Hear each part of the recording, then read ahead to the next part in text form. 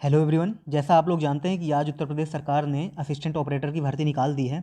Uttar Pradesh police भर्ती एवं प्रोन्नति बोर्ड ने वैकेंसी निकाली है। तो हम देर ना करते हुए चलिए देख लेते हैं कितनी वैकेंसी है और किस चीज़ की वैकेंसी है। सबसे बड़ी बात आपको बता दूं, ये असिस्टेंट ऑपरेटर की वैकेंसी है। ठीक है, तो देख लेते हैं हम यहाँ पे सीधा कि 1374 वैकेंसी टोटल है और जिसमें से अनारक्षित के लिए 552 पोस्ट हैं, ईडब्ल्यूएस के लिए 137, ओबीसी के लिए 370, अनुसूचित जाति के लिए 288, अनुसूचित जनजाति के लिए 27 सीटें हैं इसमें। ठीक है, और आप देख रहे हैं क्षैतिज आरक्षण जो हॉरिजॉन्टल रिजर्वेशन होता है उसकी संख्या दी गई है।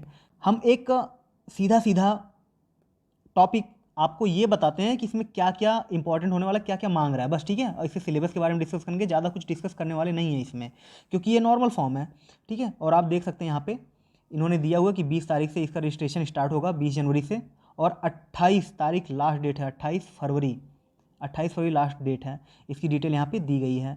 और नीचे देखते हैं तो आवेदन शुल्क के बारे में दिया गया है। आवेदन शुल्क जो है वो 400 रुपये, 400 रुपये आप देख सकते हैं कि 400 रुपये निर्धारित किया गया है। ठीक है, अगला देखते हैं। अब अर्हताएं तो देखिए सबकी वही होती है जो हर फॉर्म में होती है, कि भारत का नागरिक हो, तिब्बती शरणार्थी हो, 1962 के पूर्व भारत आया हो, तो ये सब चीज़ें अधिकतर सब में ही होती हैं। हम आगे देख लेते हैं शैक्षिक अर्हता के बारे में। ठीक है, शैक्षिक अर्हता इन्होंने क्या मांगा है। शैक्षिक अर्हता भारत में वित्त द्वारा स्थापित बोर्ड से भौतिकी एवं गणित विषयों से, एक याद रखिए, भौतिकी एवं गणित विषय आपके इंटरमीडिएट में होना ही चाहिए। ठीक है, इंटरमीडिएट परीक्षा अथवा सरकार द्वारा उसके समकक्ष मान्यता प्राप्त कोई परीक्षा उत्तीर्ण की हो। आगे देखते हैं अधिमानी अर्हताएं। अधिमानी अर्हताएं क्या है।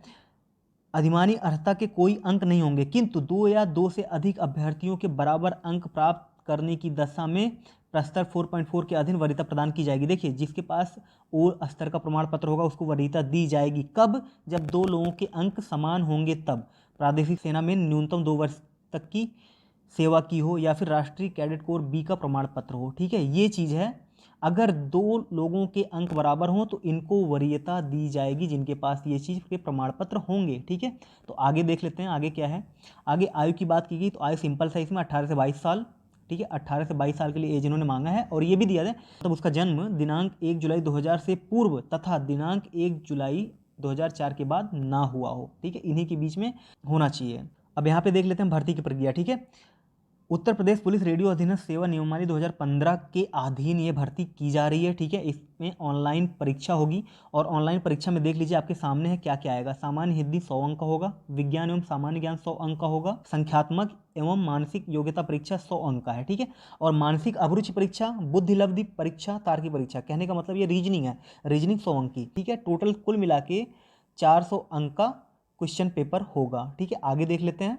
इन्होंने दिया है कि ऑनलाइन लिखित परीक्षा 2.5 घंटे की होगी। ठीक है, 2.5 घंटे की परीक्षा होगी, 400 अंक का होगा। आगे देख लेते हैं। ऑनलाइन लिखित परीक्षा के प्रत्येक विषय में 50% अंक प्राप्त करने में विफल रहने वाले भर्ती के लिए पात्र नहीं होंगे। ये चीज़ याद रख लें, मतलब 50% हर हाल में प्राप्त करना ही करना है। ठीक है, ये चीज़ याद रखेंगे अभी से ही और तैयारी में लग जाएंगे।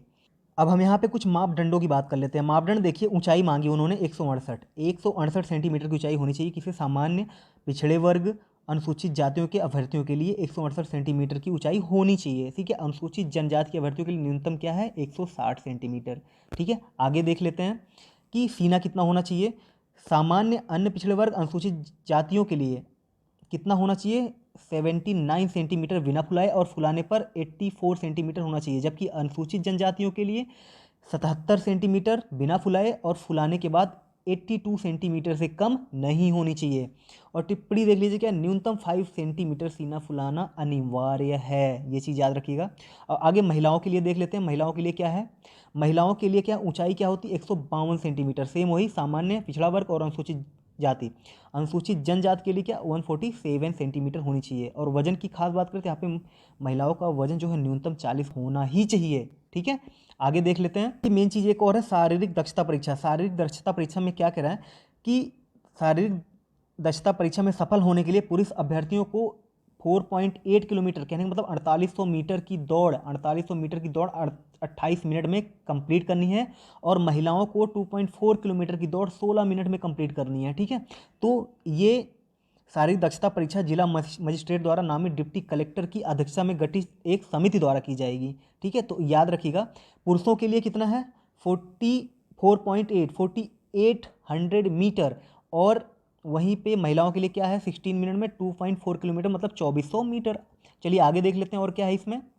देखिए अब हम आरक्षण की बात कर लेते हैं। जो वर्टिकल आरक्षण उसमें आपके सामने ही है। अनुसूचित जाति के लिए 21%, अनुसूचित जनजाति के लिए 2%, अन्य पिछड़ा वर्ग के लिए 27%, जो हमेशा से होता है। ईडब्ल्यूएस के लिए इन्होंने 10% दिया है। अब एक क्षैतिज आरक्षण, क्षैतिज आरक्षण में क्या है कि स्वतंत्रता संग्राम सेनानी के ऊपर जो आश्रित हैं उनके लिए 2% सीटें फिक्स हैं, ठीक है। और उसके ऊपर से भूतपूर्व सैनिक तथा महिला की देख लेते हैं 5%, तथा महिलाओं के लिए 20% सीटें जो यूपी सरकार ने पहले से लागू कर रखा है। तो 20% सीटें जो होंगी वो महिलाओं के लिए आरक्षित होंगी। देखिए यहाँ पे एक चीज़ हो, ओबीसी के लिए सबसे महत्वपूर्ण है ये कि उनका जो ओबीसी सर्टिफिकेट है वो 1 अप्रैल 2021 के बाद का और 28 फरवरी 2022 जो कि अंतिम तिथि है उसके पहले का होना चाहिए। ये चीज़ याद रखिए। और जिन्होंने अभी तक अप्लाई नहीं किया है ओबीसी सर्टिफिकेट, कास्ट सर्टिफिकेट जिन्होंने अप्लाई नहीं किया वो जल्दी से जल्दी अप्लाई कर दें। और सेम वही ईडब्ल्यूएस के लिए भी ये देख लीजिए। ईडब्ल्यूएस के लिए सेम 28 फरवरी 2022 से पहले इनका ईडब्ल्यूएस का सर्टिफिकेट होना चाहिए। चलिए आगे देख लेते हैं। और ये दिया गया कि हिंदी में किस चीज़ से क्वेश्चन पूछे जाएंगे, विज्ञान में किस चीज़ से, सामान्य विज्ञान में किस चीज़ से क्वेश्चन पूछे जाएंगे, इस चीज़ की पूरी डिटेल इसमें दी गई है, ठीक है। सामान्य ज्ञान में किस चीज़ से क्वेश्चन आएगा, सामान्य ज्ञान में। और संख्यात्मक अभियोग्यता जो होती है, मानसिक अभियोग्यता, संख्यात्मक अभियोग्यता, इनसे में कहाँ कहाँ से क्वेश्चन पूछे जाएंगे इस सबकी डिटेल दे रखी है। तो जैसा मैंने आप लोगों को बताया था लास्ट वीडियो में कि आप लोग इस सिलेबस की एक फोटो कॉपी कराकर अपने दीवार पे चिपका लेंगे और वही चीज़ पढ़ेंगे जो इन्होंने पूछ रखा है कि बता रखा है कि इसी चीज़ से हम पूछेंगे, इसके अलावा हम कहीं से भी नहीं पूछेंगे। ये चीज़ आप हमेशा याद रखिएगा, ठीक है। आप इसको अपने दीवार पे चिपका लीजिए और इसी तरह से ही पढ़ाई कीजिए।